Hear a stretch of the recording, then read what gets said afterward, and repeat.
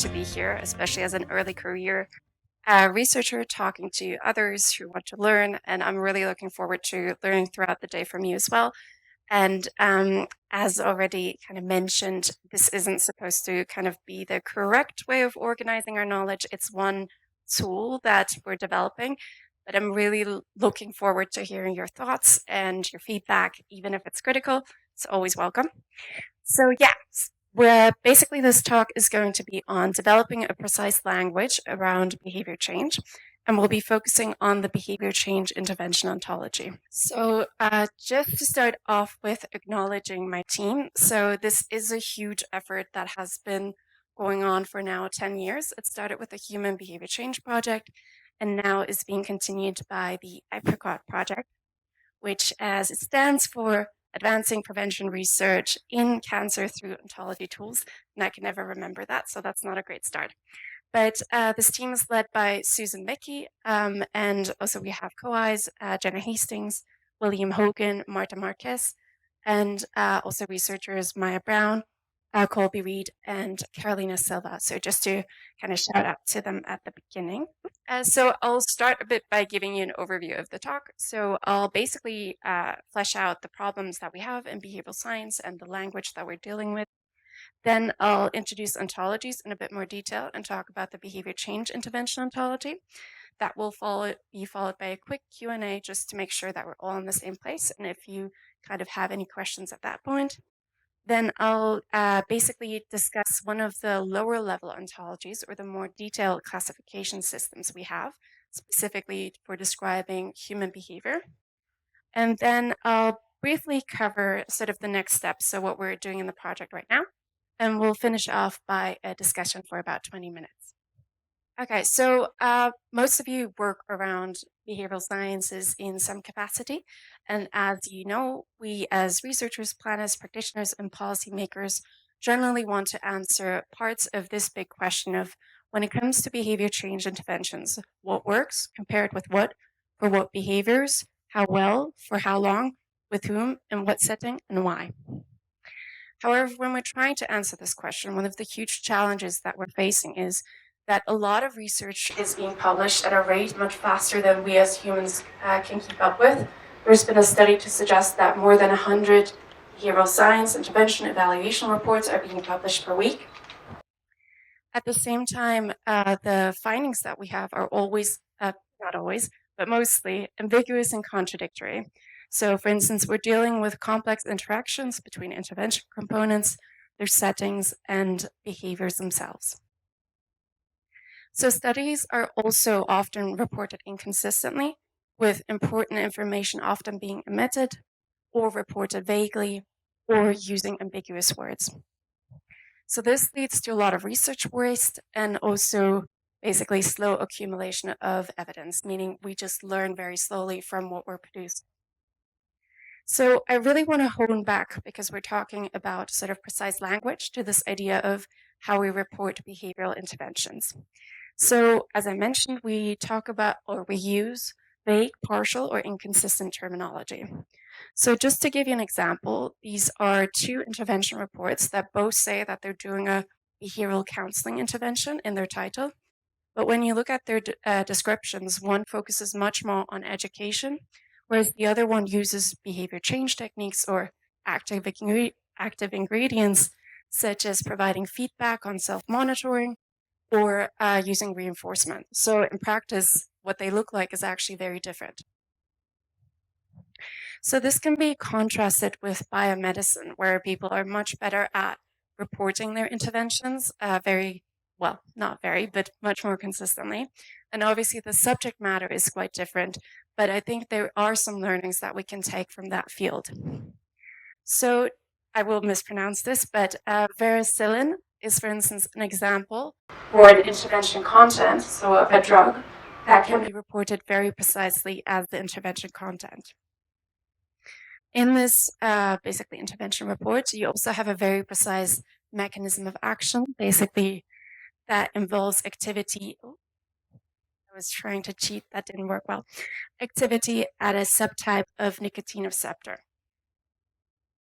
Okay, so but when we look at the behavioral counseling intervention, So you have a lot of different types of behavior change techniques that are being reported, but often not with a lot of detail. So for instance, the slides, okay, they're back. I'm so sorry. So for instance, review smoking history and motivation to quit is very general. It can entail a lot of different things across different interventions. Similarly, non-specific support and encouragement, what does that look like in practice? So we could be really doing a lot better of a job in how we report what we're doing in our interventions. At the same time, in this report, as an example, there was no reported mechanism of action. So they're basically not explaining how they think that their intervention is working and having its effect on behavior. So just to kind of summarize why this is a problem, without clear reporting, we are limited in our ability to communicate about our interventions, as well as replicate them, implement effective interventions, evaluate our interventions, and improve them. So now we'll go over to ontologies as a potential solution for some of these problems.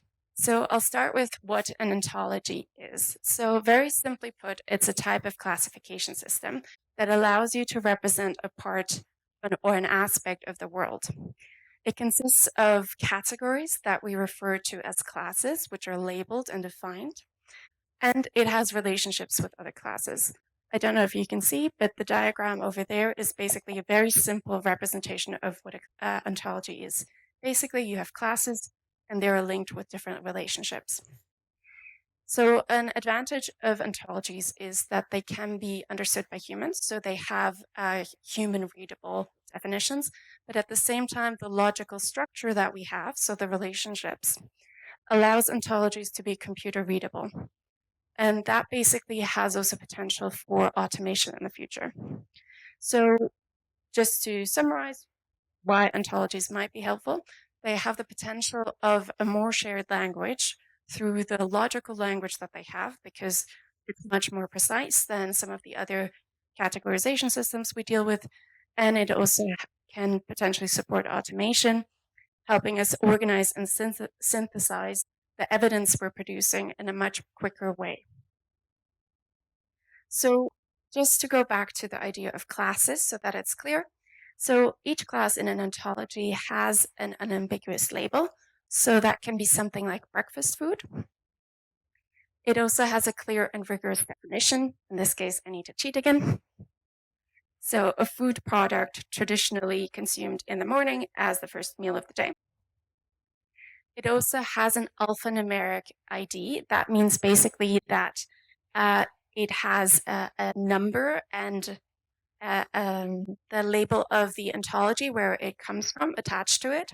And that allows it basically to have a unique identifier that computers can work with. And finally, it also has relationships between classes. So very simply put, that can be a simple hierarchical relationship. So for instance, here you can see breakfast food is a type of food product or meal type by time. I can't remember the exact label, but basically that's its parent class. So it indicates very clearly what a breakfast food is. So the behavior change intervention ontology is basically an ontology that captures classes and relationships to help describe behavior change interventions, their context, and their outcomes. This diagram you can see over there, so the triangle is a very simple representation of what this ontology is. Basically, the boxes capture the higher level or the highest level classes in the ontology, and the arrows you can hopefully see are the relationships between those classes. So on a very high level, the idea is that an intervention works through a mechanism of action, so processes of change. You might also refer to them as enablers or barriers to produce an outcome behavior. And this relationship is mediated by engagement and context. So I also want to quickly go through some of the lower level ontologies within the behavior change intervention ontology, or the BCIO. And these are really what you apply in practice mostly.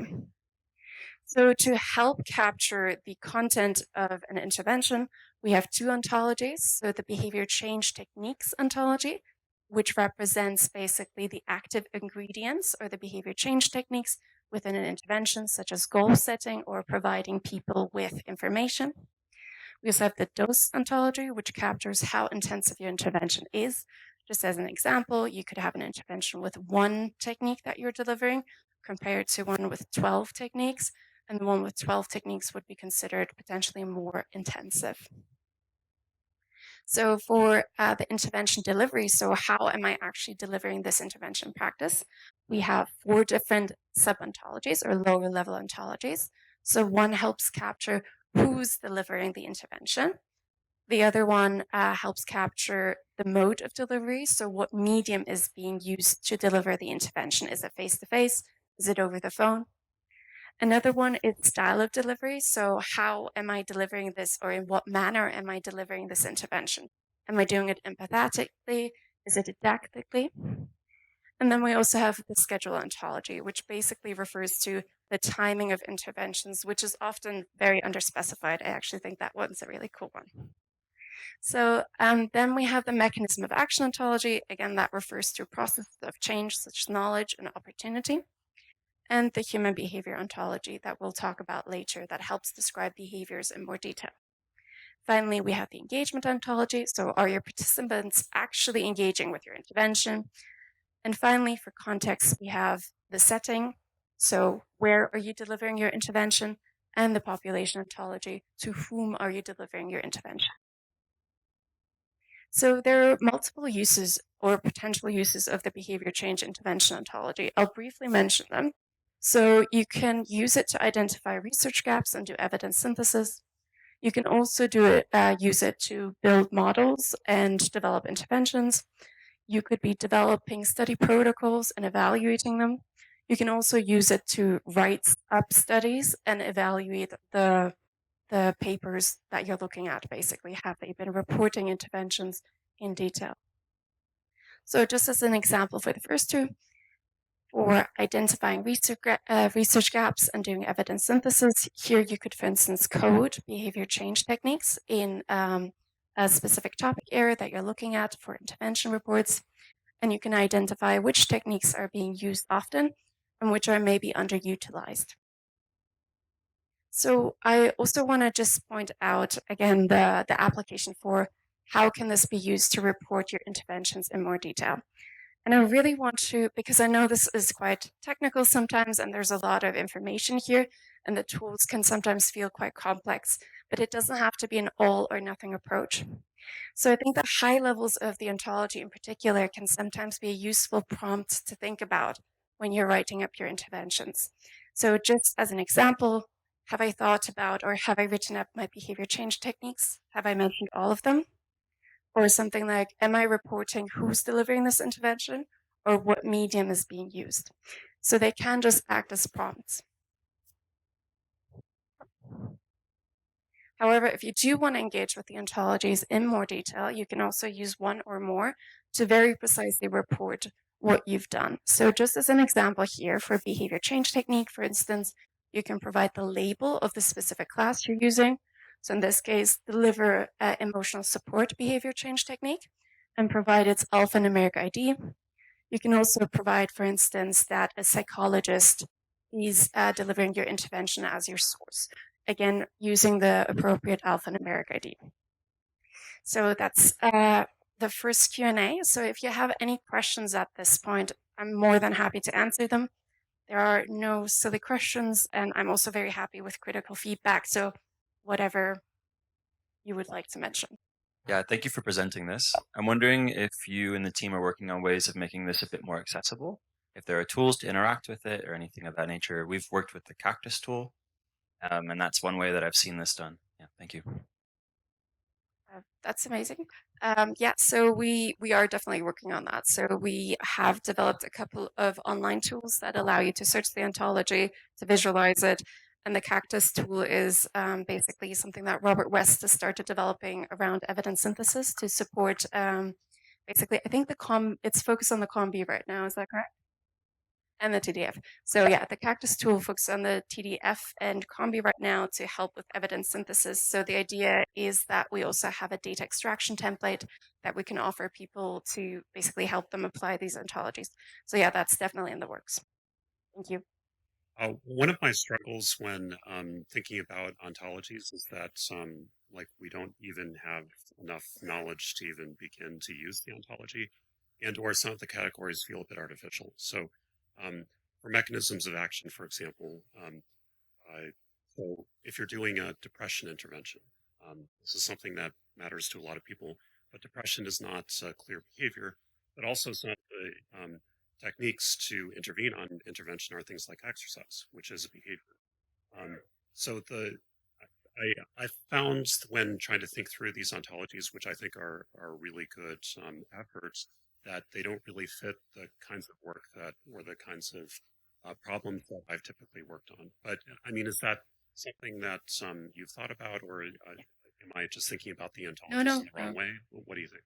no, absolutely. I think that's a fair point. Um, on the first point of artificial distinctions between different categories, I would say yes, I think that does happen, especially on the higher levels. Sometimes you want to have logical distinctions that don't always matter in practice.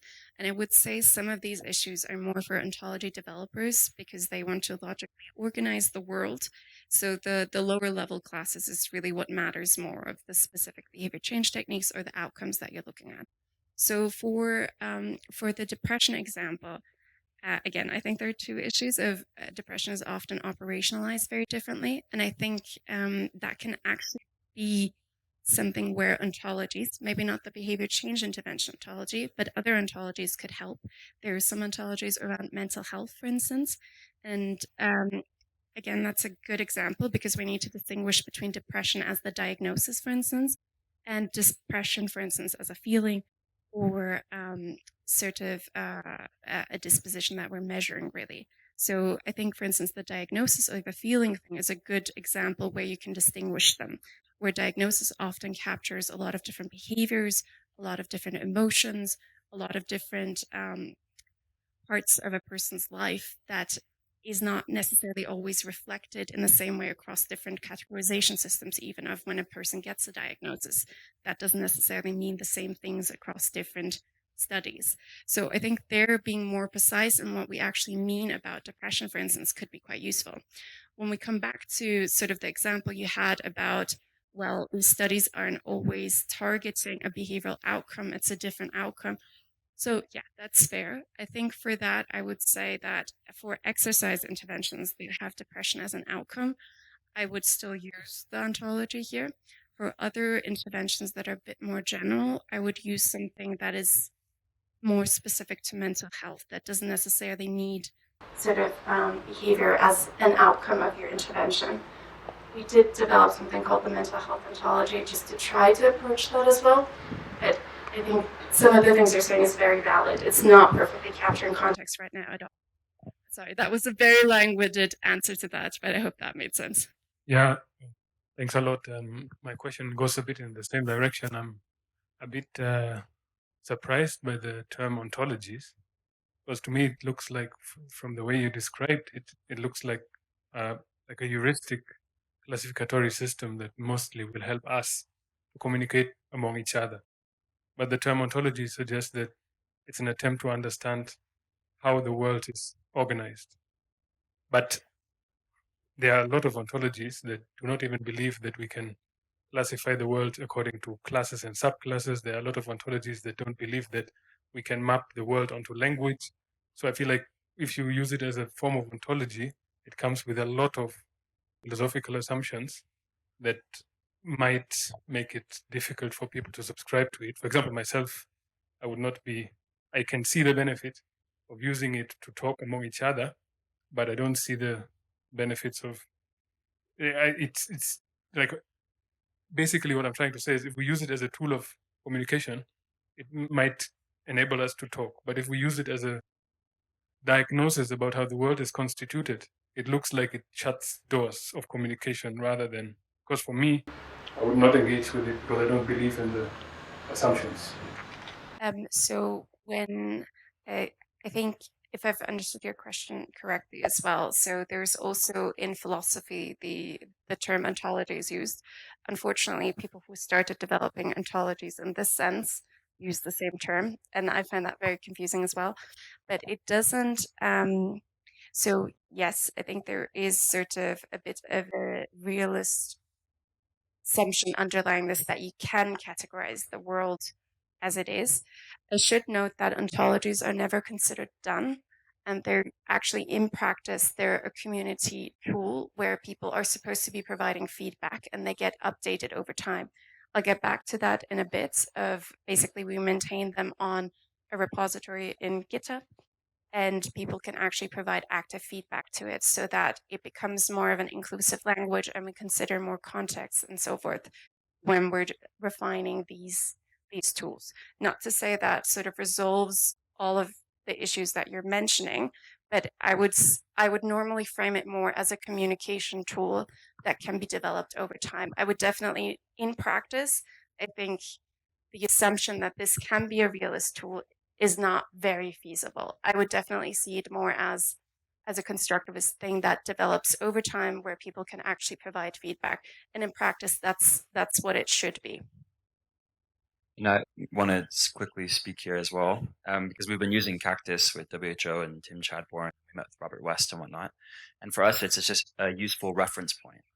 Because as practitioners, we're often under a lot of time constraints. We're not thinking through things all the way. There's a lot of ways that we're not structuring our thoughts coherently, even among the teams in Busara. And the BCT Cactus tool, like these ontologies, are just useful for, are we thinking about questions, all the questions we should be thinking about, mode of delivery, mechanism of action, like all these things are just useful as, are we thinking about this coherently? Does it make sense to us? Where do we feel really confused? And we might be applying things incorrectly from time to time, but at least it's just another reference point to help us with the work that we do.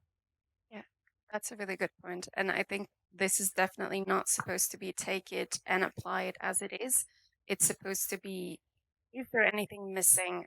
Do we need to improve it? And as you're applying them, if you find anything that doesn't work, we as developers are really interested in hearing about that because we do want to make it more useful for more contexts and more people. So, but yeah, thank you. So now I'll present the human behavior ontology as an example. And this is basically the part of the ontology that helps describe and specify behaviors. So you might not be able to see that very well, but I included a figure just to give you a snapshot of what the ontology looks like. So again, basically you have classes as boxes, and those are linked to the hierarchy of the ontology. So in this ontology, we currently have 230 classes. So of these, 160 have been specified as individual human behaviors. So the subtypes of individual human behaviors. We also have classes to help specify additional aspects of behavior and abstinence of behavior. We also have classes for individual human behavior patterns, so repeated behaviors, and individual human behavior change. Finally, we also included classes for population behavior pattern, and human behavior, which captures both individual and population behavior. A couple of notes. Again, as I mentioned, these are evolving frameworks, so they're never done, and they will continue to expand based on new contexts and new applications. So we can always add classes or change their definitions, change their labels, and so forth. And you might have noticed that we have more individual human behaviors. And the reason for this is that there can be the population level versions of these subtypes of behaviors, but we didn't want to further add to the complexity of the ontology by having very similar classes under sort of individual human behavior, population behavior, and the patterns as well, because that would be duplicating a lot of the basically a lot of similar classes for users. So under individual human behavior, which I'll mention a bit more because we elaborated more on it, we basically have 159 subclasses or lower level classes, which are organized under 16 broad level classes. So just to give you an example, for instance, you have something like expressive behavior, which could capture something like facial expression behavior, or you have personal bodily care behavior, which could, for instance, capture watching your face or dressing behaviors. So the classes and relationships to help describe behavior, basically they help you describe when, where, with whom, with what outcome, and for what purpose behaviors are done. So to give you a couple of examples, some of the classes we have are behavioral duration, behavioral starting point, and behavioral ending point. So these help you capture in a lot more detail what the timing of a behavior is. So I also wanted to give you an example of what applying these relationships or classes in practice would look like. So here we have a sentence about behavior. So a teenager eats ultra-processed food in the school with friends. So just using some of the classes and relationships, in this case relationships, the relationship is enacted by, helps capture that the behavior is done by a teenager. The relationship has behavioral companion, helps capture that it's done with a friend, occurs in, helps you capture basically that it's done in a school facility, and uses the relationship, helps you capture that it's with ultra processed food.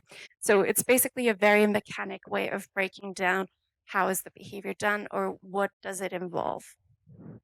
So what, again, going back to the prompting thinking idea, what I find really useful for these specific attributes of behavior is sometimes it can prompt us to think about what haven't we mentioned. So again, going back to the timing of behavior, which is often underreported, you can think about, have I reported my behavioral frequency, the duration, the starting point, the end point? So for instance, is this ultra-processed food consumption just happening during lunchtime, or is it happening throughout the day during breaks? Can be an important thing to consider when you're also thinking about designing your intervention. So, and again, giving another example of how you would actually apply the ontology in practice. So we can think about an example without using the ontology. So you would say something like the intervention targeted using vapes. Then I find that that ontology class basically, which is vaping device use. And I report it both as the label and with the alphanumeric ID, which allows it to be computer readable. But a huge advantage of this ID is also that it links your class to a precise definition. So any reader basically can refer to the ontology to find that you're actually referring to inhaling consumption that involves using a device to consume an aerosol. This might not be relevant for every behavior, but especially when behaviors are underspecified, it's really useful to have a definition that people can refer to actually get a sense of what you mean. So yeah, this is the second part of the Q&A, just to make sure that, again, if there are any questions, we're not missing those. Yeah, on what basis did you form your categories? Because it seems like you have an indicator for vaping devices, but probably not M-Pesa, the payment system that's used here. And I guess it goes back to Mario's question as well, because I'm just wondering, like, why specify duration? Frequency and duration seem like useful things to know, but why not other attributes? Like, what's the basis of forming these different categories? Of course. So we had basically a systematic way for developing these ontologies. We first looked at existing classification systems of behavior.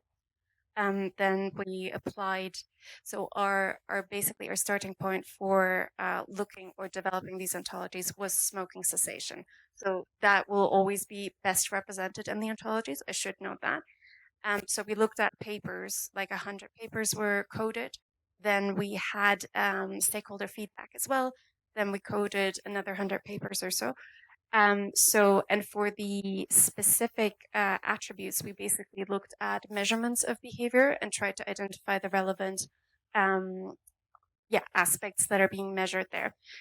There's definitely a lot that's missing. I think that's going to, again, be going back to my point of these are never done classification systems.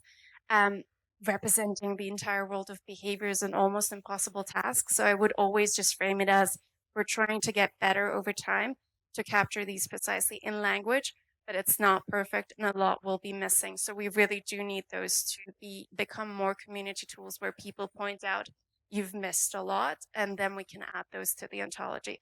I hope that makes sense. There's a question at the back, Zach. Thanks, Paulina. Yeah, I guess a lot of the work we do at Busara is like translating ideas and concepts of behavioral science, often developed in the global north, to the global south. I'm wondering what you think, if you think it's realistic and feasible to have a system of classification, particularly of behaviors or interventions or anything that you mentioned that is relevant and accurate in global north populations and global south. and how you factor that into your work so far?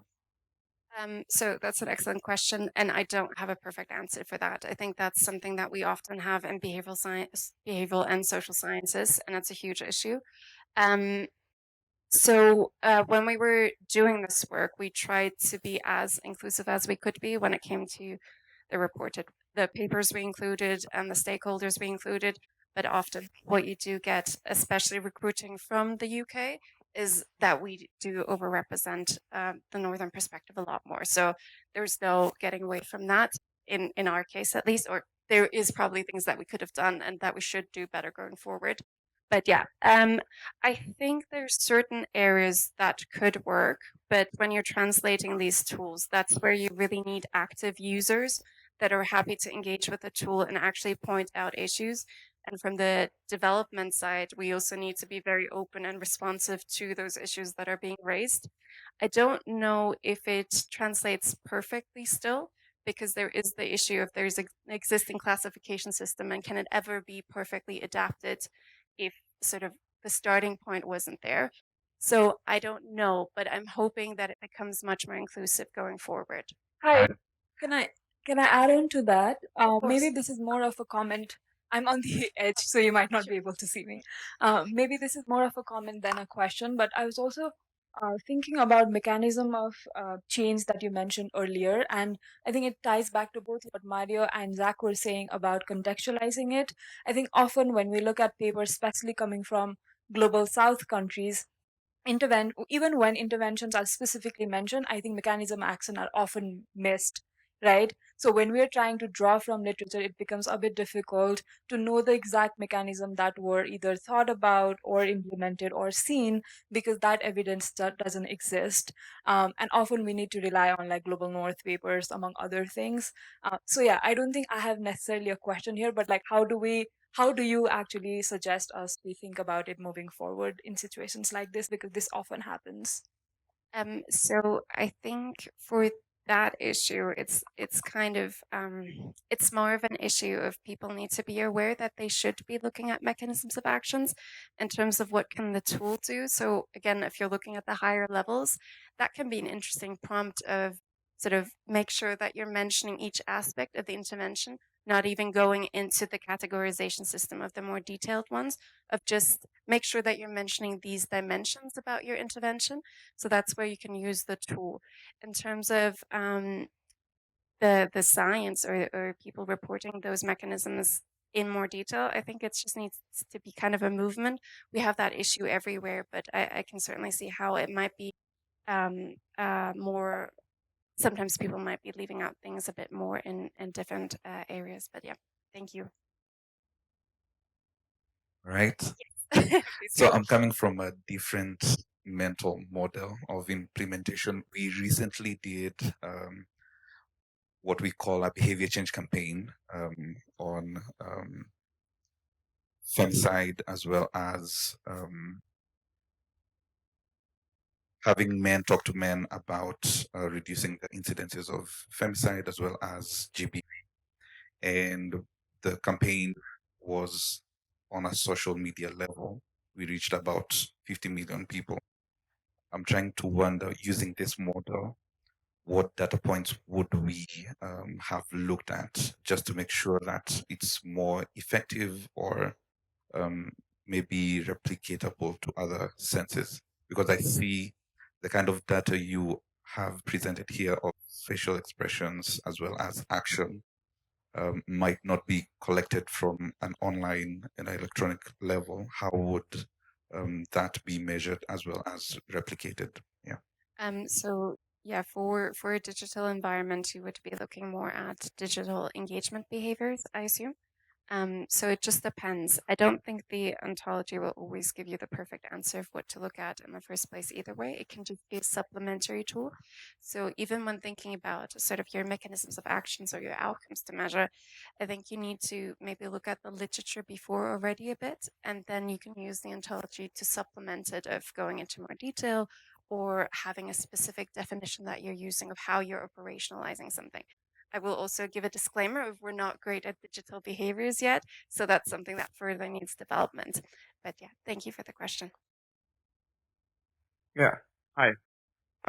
Here, waving. Yeah, thank you so far. I guess something I think a lot of our questions have been dancing around has been who uses the ontologies, like who should be using it. And so I guess in the ideal world, when are these used? Like, is it by me when I'm writing a paper? Is it me when I'm doing a lit review? Is it by someone who's going back and retroactively grading or writing papers with using the ontologies? Like, I guess how do you see it in the ideal world, and like how do we here as researchers use this? Yep. So ideally, I think if you're using the ontology to report your interventions, that's amazing because you're basically already giving your definitions in your paper. So that's really a key thing that we're trying to encourage people to do so that you're reporting your intervention much more precisely. So that's really everyone writing papers ideally, but that's a bit too ambitious maybe to sort of say like that.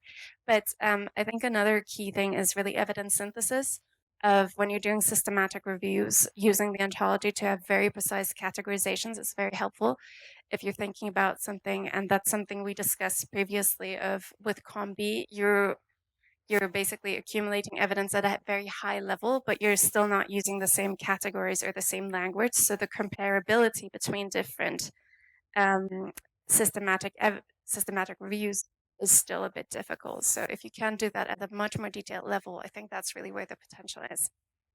I just want to ask a question about potentially labeling the same practice with multiple, even contradictory slogans. I was thinking because I saw you had one example was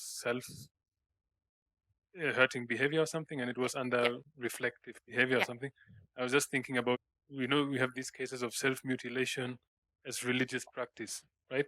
So somebody would maybe cut himself or whatever, and then you write it under reflective behavior, but actually for him, it's a way of communicating with spirits or something.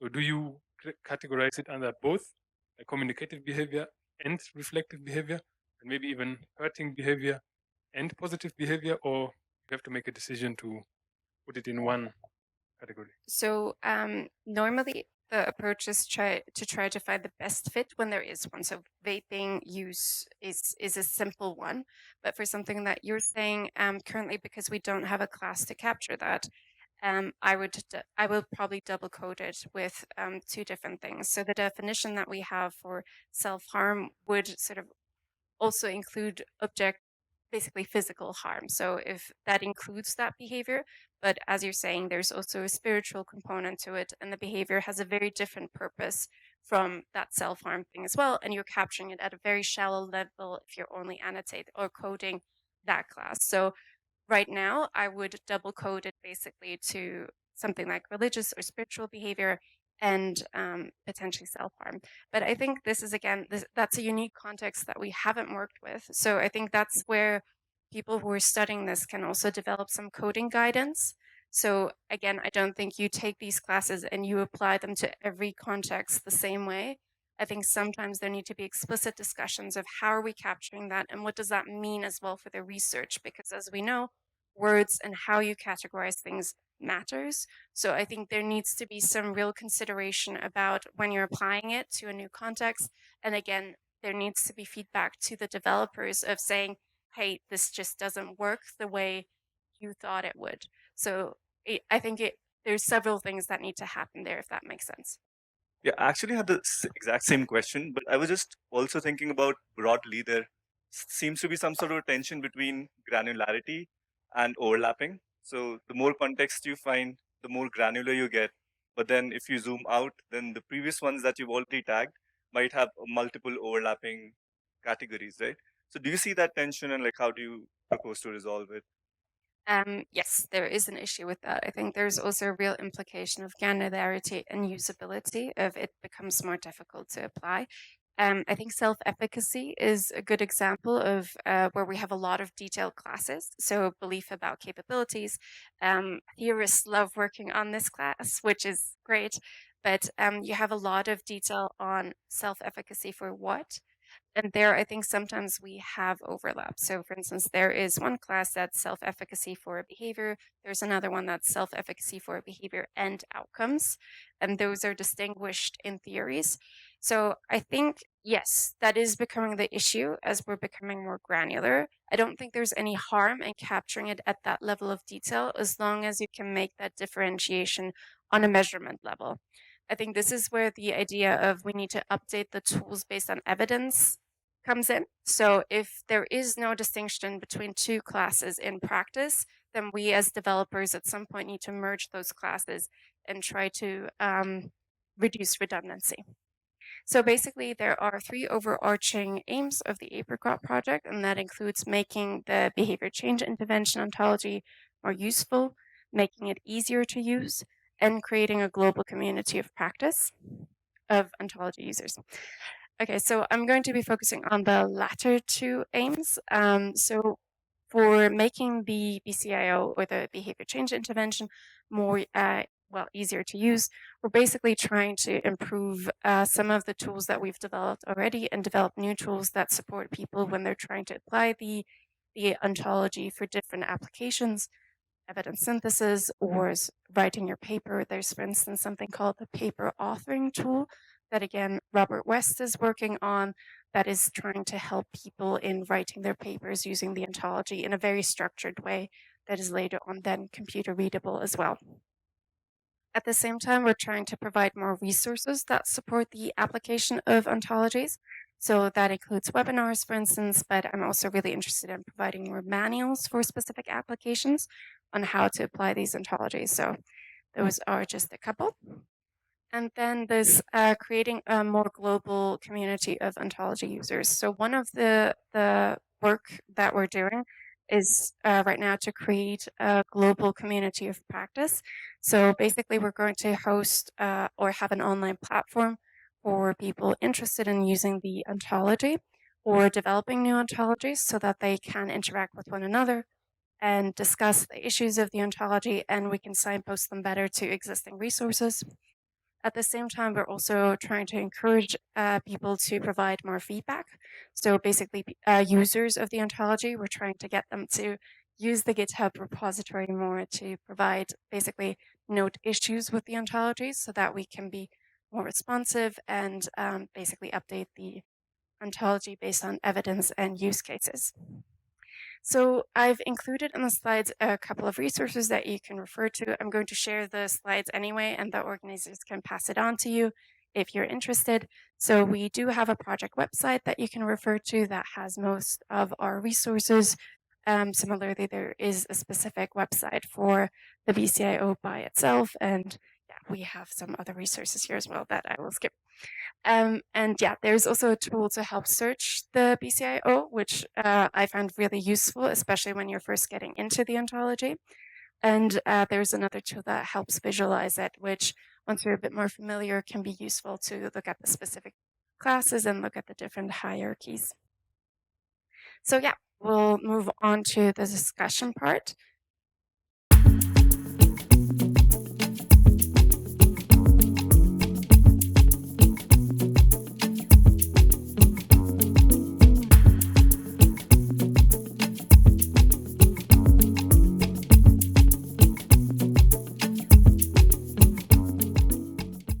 Hi everyone. So as a group, we were thinking about like the strengths and limitations. So we started off sort of just trying to think through what those might be. So some of us were sharing some strengths, which would be like, more precise ways of communicating, means that we might be much more efficient in how we do work, or that there's a value add we can see in being able to search and find things. But I think we quickly, like, if you're thinking about the strengths and limitations of something, I think you end up in like a cost benefit analysis. So we ended up in this weird cost benefit analysis for Busara, which is like, if we adopted this framework or using this framework, like what would change? Would that be a net positive or net negative? And I think like we were thinking on the positive side, like I think, with perfect use, it would be useful for us to be able to search through the existing literature and be good producers of the work where we produce our own papers and context that like uses this framework. But it seemed to be that the work that would go into putting this framework into practice at Busara, or more broadly, the work that would go into, the amount we'd have to put into this framework for it to then give us something back, seemed to be the sort of sticking point or point of contention, which was, like there's a lot of contextual knowledge that we might have that might need to make its way into the ontological framings for certain behaviors. There might be, challenges in like us trying to figure out how we put this into place, and also the opportunity cost of like the time spent on this. Would that be better spent by us on some or different, maybe a more behaviorally focused framework that helps us organize our thinking in a slightly different way? But there was still like a lot of like, I think we then were thinking about AI and like ways in which we could maybe like if there's some like much large language model that can like look at something we've done and say, hey, these are the search terms you should use / categorize previous papers using these search terms. Maybe that's a useful way to get rid of the work and still make it like. So yeah, we were just sort of discussing it as like a tool for Busara, thinking about the strengths and limitations. That's a rough overview. Yeah, I'll hand it back. Yeah, thank you. Good morning, everyone. So when it comes to local context, I think we had the discussion about the actual context of the local communities and behaviors that would be observed. And one of the challenges that we see is that if we use reviewed and peer-reviewed papers, it would represent a very far timeline, which might not apply to the actual behavior markers that are happening now. So collection of primary data would be beneficial just before creating the actual categorized markers, because those data points would view now the mental model, and the mental model would now create the categories which are real and representative of the local context. So that's what we came up with. Yeah. Thank you. So we talked a lot about context and how like Busara and other organizations from Global South can perhaps contribute to the ontologies to make it like more balanced. So do you have any reflections on that? So maybe it also makes it less actually Global North focused and brings us more balanced ontologies. Yeah, of course. That I'm going to use that question as well, just to say that if you would like to join our community of practice, we'd love to have you. So I did include a QR code, and we'll be launching that hopefully in a couple of weeks. But yeah, so the community of practice is one where we want people to have more conversations about issues in the ontology, or places where it needs to be more context specific or we're missing things. But I'm happy to share that later with you as well, where we basically have a platform, or basically the repository on GitHub that we're using, where you can transparently record issues with the ontology and provide feedback. And then we respond to all of the issues that are logged there. So I'll share a couple of slides with that as well going forward, so that those can be circulated if you're ever interested in using it. But yeah, thank you so much for listening. Really appreciated all the feedback and questions. It was really great. Thank you.